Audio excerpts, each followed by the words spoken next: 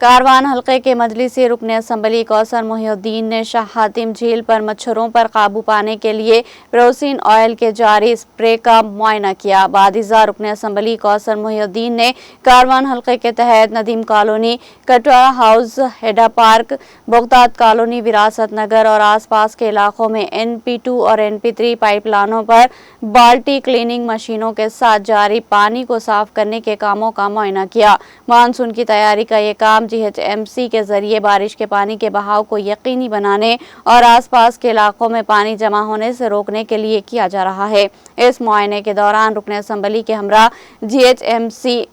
एंटीनियोमोलॉजी Khairatabad Venkat मोनिकरन, GHMC के deputy EE Shri Ram Krishna और मजलिसी party के कॉर्पोरेटर्स मोहम्मद नसीरुद्दीन, वजीउज़्ज़मा, हारून फरहान और मजलिस प्राइमरी यूनिट के सदर और सरगर्म कारकुनान भी मौजूद थे।